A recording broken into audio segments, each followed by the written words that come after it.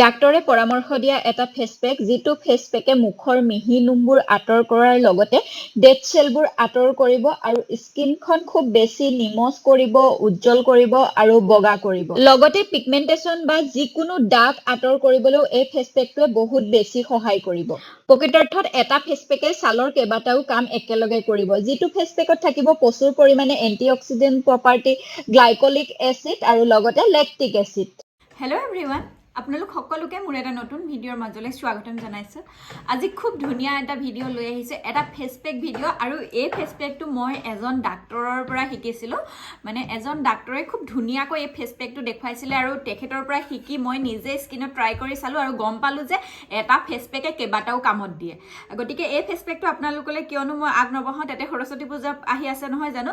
আমাৰ মুখত যে কিছুমান মিহি মিহি নোম থাকে, একেবাৰে মিহি মিহি, যিসকলৰ অলপ বেছিকৈ ঘনকৈ নোম থাকে, ধৰক অকণমান ধৰা পৰি থাকে, সেই ফেচিয়েল হেয়াৰবোৰ ৰিমুভ কৰিবৰ কাৰণে এই ফেচ পেকটোৱে বহুত বেছি সহায় কৰিব আৰু স্কিনখনৰ ডেড চেলবোৰ আঁতৰ কৰি স্কিনখন ফেয়াৰ কৰাত, স্কিনখন ব্ৰাইট কৰাত বহুত বেছি সহায় কৰিব। আৰু স্কিনৰ মানে যিকোনো পিগমেন্টেশ্যনেই হওক বা যিকোনো দাগ হওক, সেই দাগবোৰ আঁতৰ কৰাটো বহুত বেছি সহায় কৰে। এতিয়া বলক ফেচ পেকটো কিদৰে বনাম। আৰু ফেচ পেকটো বনাবলৈ পোনপ্ৰথমেই লাগিব আটা, ঘেঁহুৰ আটা। আৰু মই আটা লৈ লৈছোঁ আৰু আটা দিয়াৰ কাৰণে আমাৰ যিবোৰ ফেচিয়েল হেয়াৰ থাকে বা এনেকৈ নোমবোৰ থাকে মুখত, সেই নোমবোৰ আঁতৰ কৰাত সহায় কৰিব। আৰু মই ইয়াতে আটা লৈ লৈছোঁ, এই দেখিছে 1 চামুচৰ জোখাৰে। তাৰপিছত লাগিব মোক বেচন। বেচনে আমাৰ স্কিনখন খুব চাফা কৰাত বহুত বেছি সহায় কৰে, আপোনালোকে জানে। সেইকাৰণে মই ইয়াতে লৈছোঁ বেচন। আটা 1 চামুচ দিলোঁ নহয়, বেচন মই ইয়াতে আধা চামুচৰ জোখত দিম। এয়া বেচন আধা চামুচ দিলোঁ। আৰু লাগিব হালধি। হালধি মই ব্যৱহাৰ কৰিছোঁ ঘৰত যিটো হালধি খাওঁ সেইটোৱে, সেইকাৰণে একেবাৰে 1 চিকুট দিছোঁ। আপোনালোকে কষ্টুৰি হালধি ব্যৱহাৰ কৰিব। আৰু হালধিৰ বিষয়ে আপোনালোকে সকলোৱে জানে, যথেষ্ট পৰিমাণে এণ্টিঅক্সিডেণ্ট প্ৰপাৰ্টি থাকে আৰু যাৰ কাৰণে আমাৰ স্কিনখনলৈ অহা কিছুমান সমস্যা ৰোধ কৰাত সহায় কৰে। হালধি লগাই থাকিলে, কেঁচা হালধি লগাব পাৰিলেতো বহুত বেছি ভাল। এয়া হালধি দিলোঁ দেখিছে। আৰু মই ইয়াতে ব্যৱহাৰ কৰিম পাউডাৰ গাখীৰ।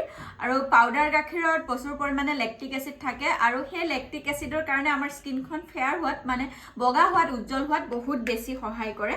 আৰু পাউডাৰ গাখীৰো মই 1 চামুচৰ জোখাৰে দিছোঁ। আৰু এইখিনি বস্তু আমাৰ সকলোৰে ঘৰত থাকেই নহয় জানো।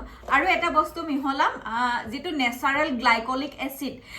আমি বহুতে মানে যেতিয়া ডাক্তৰৰ ওচৰলৈও আমি স্কিনৰ কিবা পৰামৰ্শ লৈ যাওঁ বা স্কিনখনৰ কিবা দেখুৱাবলৈ যাওঁ, তেতিয়া আমাক যিবোৰ ক্ৰীম দিয়ে, লোচন দিয়ে, চাবচোন তাত গ্লাইকলিক এচিড থাকে। কিন্তু নেচাৰেল গ্লাইকলিক এচিড আমি বহুতেই নাজানো নেচাৰেল গ্লাইকলিক এচিড কি। নেচাৰেল গ্লাইকলিক এচিড হৈছে চেনি, যি চেনিয়ে মানে আমাৰ স্কিনখনৰ একদম ডেড চেলবোৰ আঁতৰ কৰাত বহুত বেছি সহায় কৰে।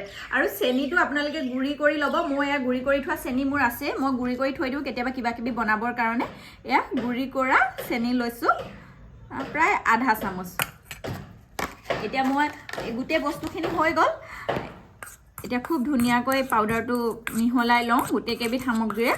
গতিকে এই ফেচ পেকটো বহুত বেছি মানে কাম কৰিব আমাৰ স্কিনৰ কাৰণে। আৰু এই ফেচ পেকটো এতিয়া আমি ফেচ পেক হিচাপে প্ৰস্তুত কৰিবৰ কাৰণে, ইয়াক অকণমান লিকুইড ফৰ্মত আনিবৰ কাৰণে ব্যৱহাৰ কৰিম গাখীৰ। গাখীৰ আপোনালোকে গৰু গাখীৰ, পৰাপক্ষত গৰু গাখীৰ ব্যৱহাৰ কৰিব। কেঁচা গাখীৰ দিব, কিন্তু যদি আপোনালোকৰ লগত কেঁচা গাখীৰ নাথাকে বা গাখীৰ গৰম কৰি পেলালে তাৰপিছতহে মনলৈ আহিছে, তেতিয়া গৰম কৰি একেবাৰে ঠাণ্ডা হোৱাৰ পিছৰ গাখীৰটো ব্যৱহাৰ কৰিব। আৰু নতুবা ইয়াত দৈও ব্যৱহাৰ কৰিব পাৰে। কিন্তু এটা কথা কৈ থওঁ যে কেঁচা গৰু গাখীৰটো বেছি ভাল। যদি আপোনালোকৰ লগত গৰু গাখীৰ একেবাৰে নাথাকে, তেতিয়াহ'লে আপোনালোকে যিটো উৎকৃষ্ট মানৰ লিকুইড গাখীৰ বজাৰত কিনিবলৈ পোৱা, সেইটো ব্যৱহাৰ কৰিব। আৰু এতিয়া মই এয়া গাখীৰ দি দিছোঁ। মই কেঁচা গাখীৰে ব্যৱহাৰ কৰিছোঁ।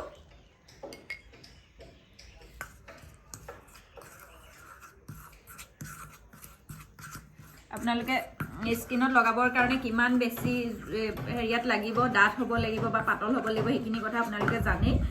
আৰু এয়া চাওক, মই খুব সুন্দৰকৈ পেকটো প্ৰস্তুত কৰি লৈছোঁ, দেখিছেনে। আৰু এতিয়া মই মোৰ স্কিনখনত ধুনীয়াকৈ এপ্লাই কৰি থ'ম। আৰু এটা কথা কওঁ, এই পেকটো এপ্লাই কৰাৰ আগতে আপোনালোকৰ স্কিনখন খুব ভালদৰে চাফা কৰি ল'ব। এয়া মোৰ পেকটো ৰেডি হৈ গ'ল। আৰু এতিয়া ধুনীয়াকৈ মই লগাই লওঁ। এতিয়া মই মোৰ ফেচত এপ্লাই কৰি লওঁ আৰু ব্ৰাছৰ সহায়তো কৰিব পাৰে কিন্তু মই আঙুলিৰে কৰিছোঁ মই আঙুলিৰে কৰিয়ে ভাল পাওঁ এয়া চাওক মই খুব ধুনীয়াকৈ লগাই ল'লোঁ আৰু একেবাৰে এয়া অকণমান থাকি গৈছে আৰু এইকণ আপোনালোকে ইচ্ছা কৰিলে ডিঙিটো লগাই থ'ব পাৰে কিন্তু এতিয়া বহুত বেছি ঠাণ্ডা মই ডিঙিলে নিয়াকৈ নাই আৰু এইটো লগোৱাৰ পিছত আপোনালোকে কিন্তু প্ৰায় আধা ঘণ্টা সময় ৰাখিব এনেই মই ফেচ পেকবোৰ আপোনালোকক 20 মিনিটৰ কাৰণে দিওঁ লগাবৰ কাৰণে কিন্তু এইটো লগোৱাৰ পিছত আধা ঘণ্টা সময় ৰাখিব তেতিয়াহে ফেচিয়েল হেয়াৰবোৰ ৰিমুভ হ'ব যদি এটা কথা কৈ দিওঁ আকৌ এইখিনিতে যদি আপোনালোকৰ বহুত দীঘল ফেচিয়েল হেয়াৰ আছে বা বহুত দিনৰ পৰা আছে তেতিয়া কিন্তু সেইবোৰ ৰিমুভ নহয় একেবাৰে দীঘলকৈ থকাবোৰ কিন্তু মিহি যিবোৰ ফেচিয়েল হেয়াৰ সেইবোৰ ৰিমুভ হৈ আহিব ধোৱাৰ সময়ত ডাইৰেক্ট পানী দি ধুই নিদিব মানে অকণমান পানী সানি লৈ অকণমান মাছাজ কৰিলেহে মানে ফেচিয়েল হেয়াৰবোৰ ৰিমুভ হ'ব প্ৰয়োজন সাপেক্ষে আপোনালোকে এখন কটন ৰুমাল বা টাৱেল লৈ ল'ব আৰু তাৰপিছত ধুনীয়াকৈ লাহে লাহে মাছাজ কৰি আপোনালোকে ধুই দিব আৰু চাবচোন আপোনালোকৰ মুখখন কিমান বেছি ক্লিন হৈ যাব আধা ঘণ্টা লগাই ৰখাৰ পিছত এয়া ধুনীয়াকৈ শুকাই গ'ল আৰু এতিয়া মই ধুম আৰু চাওকচোন আপোনালোকক এটা কথা কওঁ মই চকুৰ গুৰিটো লগাইছোঁ যিহেতু মোৰ কোনো অসুবিধা নহয় আপোনালোকৰ অসুবিধা হ'লে নলগাব ধুই আহিলোঁ ধুনীয়াকৈ আৰু ধুওঁতে অলপ সময়ৰ প্ৰয়োজন হ'ব কিন্তু মানে যিহেতু মাছাজ কৰি ধুব লাগে আৰু একেবাৰে আঠা মাৰি ধৰে আৰু আঁতৰ কৰোঁতে অকণমান সময় লাগে আপোনালোকে ইচ্ছা কৰিলে ফেচ ৱাছো কৰিব পাৰে মানে যিহেতু হালধি দিয়া থাকে অকণমান ৰং এটা থাকি যোৱা যেন অনুভৱ হয় কিন্তু মই এতিয়ালৈকে কৰা নাই ফেচ ৱাছ আৰু মই নকৰোঁৱে সাধাৰণতে ফেচ পেকবোৰ লগোৱাৰ পিছত ফেচ ৱাছ যিহেতু মুখখন ইমান ধুনীয়াকৈ চাফা হৈ যায় আকৌ ফেচ ৱাছ কৰিব মন নাযায় আৰু এতিয়া মই মইশ্চাৰাইজাৰ লগাম আৰু সদায় মইশ্চাৰাইজাৰটো অইল ফ্ৰী মইশ্চাৰাইজাৰ লগাব লাগে এই ফেচ পেকটো লগোৱাৰ পিছত যিহেতু আমাৰ ডেড চেলবোৰ আঁতৰি যায় আৰু সেইকাৰণে মইশ্চাৰাইজাৰ নলগোৱাকৈ যদি কিছু সময় থাকে তেতিয়াহ'লে অকণমান শুকান ভাৱ এটা আহিব পাৰে সেইকাৰণে আপোনালোকে মুখখন পৰিষ্কাৰ কৰি লোৱাৰ পিছতে মইশ্চাৰাইজাৰ লগাই থ'ব আৰু ময়ো এতিয়া মইশ্চাৰাইজাৰ লগাই থওঁ আশা কৰিছোঁ ভিডিঅ'টোৰ পৰা আপোনালোক উপকৃত হৈছে আৰু এইটো ফেচ পেক মাজে সময়ে লগাই থাকিব সপ্তাহত অন্ততঃ 2 দিন বা 3 দিনো লগাব পাৰে আপোনালোকে ইচ্ছা কৰিলে আপোনালোকৰ সময় সুবিধা অনুযায়ী আৰু আপোনালোকে সোধে ফেচ পেকবোৰ ৰাতি লগাব পাৰোঁনে আপোনালোকৰ যি সময়তে সুবিধা হয় সেই সময়তে লগাব নিজৰ সময় অনুযায়ী গতিকে ভিডিঅ'টোৰ পৰা বিদায় ল'লোঁ আৰু চাই কেনেকুৱা পালে জনাবলৈ নাপাহৰিব বাই